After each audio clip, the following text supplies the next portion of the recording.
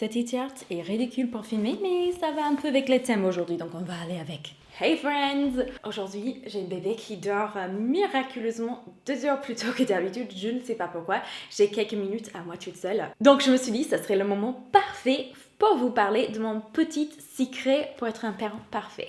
Si vous êtes parent, vous avez sans doute déjà lu qu'on a tellement des livres, des conseils, des articles qui sont hyper moralisateurs et il y a tellement des voix différentes qui ont des messages différents sur comment être un parent parfait. Et le secret, c'est que ça n'existe pas. Vous le savez, moi je le savais, tout le monde le sait. Vous ne pouvez pas être un parent parfait parce que ça n'existe pas. Même la définition d'un parent parfait, justement, c'est là où vous pouvez faire toutes les études que vous voulez et vous allez vite, mais très très vite vous rendre compte que même les experts, les personnes qui sont connues dans le domaine, les grands psychologues d'enfants, desquels on s'inspire encore aujourd'hui pour tout ce qui est philosophe de la petite enfance, etc., ils ne sont absolument pas d'accord sur tous les points. Après, bien sûr, il y a des grands points où tout le monde est d'accord. Il faut qu'un enfant dorme assez, il faut qu'il mange assez, il faut que vous lui faites pas des sévices, etc. Ça, il y a quand même des grandes lignes qui tout le monde est d'accord.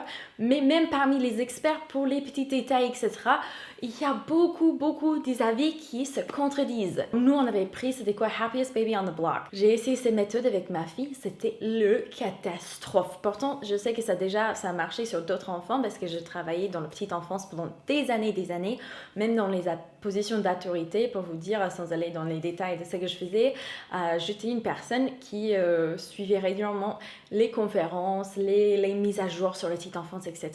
J'avais lu plein de livres.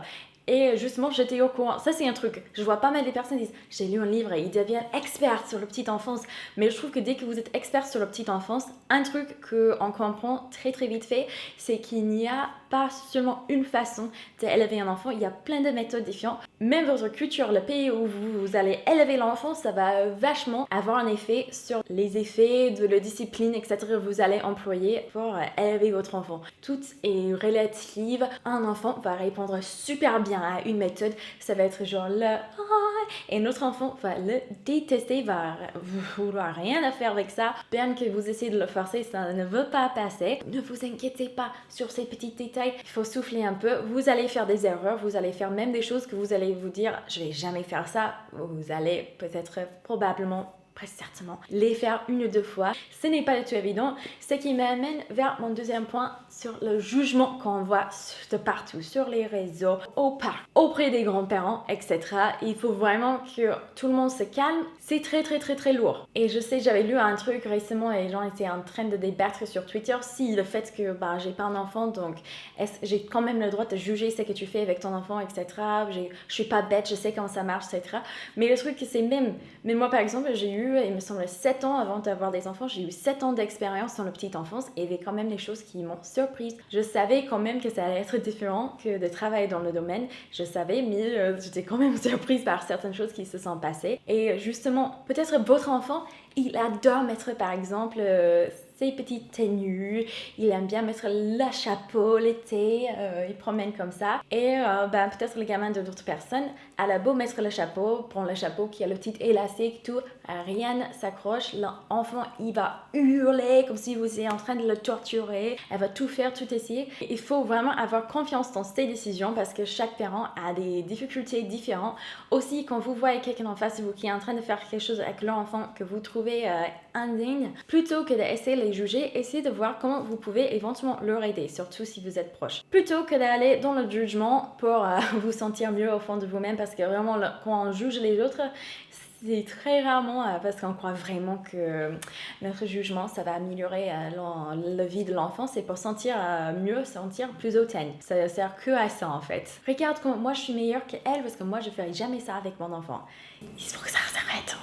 Chaque parent a des ressources différentes. Les enfants qui grandissent dans la pauvreté, leurs parents, ils n'ont pas les mêmes ressources qu'un parent qui a des moyens assez amples pour pouvoir fournir pour tous les besoins de l'enfant.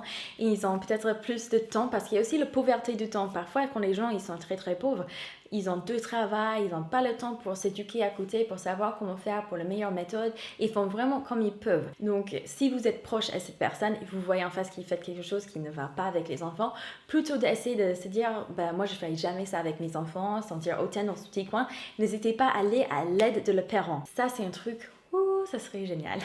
Ça m'est déjà arrivé, par exemple, j'étais en magasin, j'étais seule avec les 2 enfants, j'essayais de faire les courses. Donc, j'avais le bébé dans un bras, j'avais les sacs dans l'autre, j'avais ma fille qui courait à côté. Et j'ai arrivé à gérer, mais c'était un moment hyper stressant. Et j'ai un type bourré qui m'approche, qui n'a certainement jamais eu des enfants. Et il commence à me crier dessus parce qu'il trouve pas que je tiens le bébé d'une façon correcte. Il faut les tenir comme ça, faire ceci, cela. Il aurait pu m'aider. Mesdames, est-ce que je peux vous aider à porter vos sacs pour sortir du magasin, etc. Ça aurait été juste phénoménal. Mais non, il m'a critiqué sur un truc qui n'était pas du tout mal. Déjà, je portais le bébé très bien. Je l'ignorais au début parce qu'il me faisait un peu peur. Il s'approchait de plus en plus. Il commençait vraiment à me vers dans le vers. Il me laissait pas tranquille un seul second. Moi, je l'ai grondé comme pas possible. Je suis retirée et j'ai dit, messieurs, je lui ai bien fait passer une leçon et il est parti avec la tête vers là-bas après. Donc n'hésitez pas, si vous voyez un parent dans les difficultés, elle a du mal à gérer, etc., vous voyez que la personne est seule, n'hésitez pas à aller demander si elle a besoin de l'aide. Ça ne coûte rien, ça vous rendrait bien une meilleure personne que si vous allez l'approcher, faire des remarques qui sont déplacées. Peut-être vous connaissez pas la situation, même si vous croyez omniscient. Oh là, c'est frustrant. Je pense que tous les parents savent de quoi je parle. Après, bien sûr, si vous voyez un parent qui est vraiment en train de faire des sévices ou des trucs graves à leur enfant, n'hésitez pas à aller porter plainte, intervenir si c'est un truc où vraiment c'est grave. Mais si vous n'êtes pas content parce que vous voyez une maman qui mettait son fils dans une tenue rose pour la journée, allez lui faire des morales sur comment elle ne devrait pas jamais mettre les garçons de couleur rose. C'est insupportable. Donc déjà de base, tous les parents sont en train d'apprendre. On va tous faire les erreurs plus ou moins graves. On a tous des ressources différentes. Et quand vous lisez ces livres sur le perfectionnisme, sur toutes les choses que vous pouvez bien faire, et vous vous rendez compte que vous n'arrivez pas à avoir le niveau qui est noté dans ces livres, personne n'a le niveau. Même la personne qui a écrit le livre, ils n'ont pas le niveau parce que personne arrive à ce niveau de perfectionnisme. On est toujours en train d'apprendre, de grandir, de changer. À chaque enfant est différent. Donc le livre peut être super bien écrit, ça peut être juste et vrai, mais ça ne serait pas forcément juste et vrai pour votre enfant. Après, je suis hyper fan des livres, articles et tout. J'adore ça, j'adore voir où les études humaines, comment ça développe et tout, ça me passionne. Mais il faut les prendre comme les leçons à essayer d'appliquer. Si ça marche pas pour votre enfant, tant pis, on laisse tomber. Si ça marche, tant mieux. Si vous avez un problème que vous n'arrivez pas à gérer votre enfant, n'hésitez pas à chercher les idées différentes, les différentes ressources, on va dire, pour avoir les idées sur comment vous pouvez améliorer ce problème dans votre famille. Mais ne vous stressez pas si votre enfant ne répondit pas super bien à une méthode qui, selon l'auteur de ce livre, était la méthode parfaite qui devrait marcher pour tous les enfants. Tous les enfants sont différents, hein. Ça, c'est juste la vérité. Autre chose, petit message que j'aimerais bien dire, sur les réseaux sociaux, je vois souvent des personnes qui passent des jugements qui disent « Ah non, mais il faut faire comme ça et ça avec les enfants, pas comme telle et telle personne fait. » Parfois, c'est des trucs hyper dangereux, mais genre, vous pouvez leur conseiller bidon là à carton.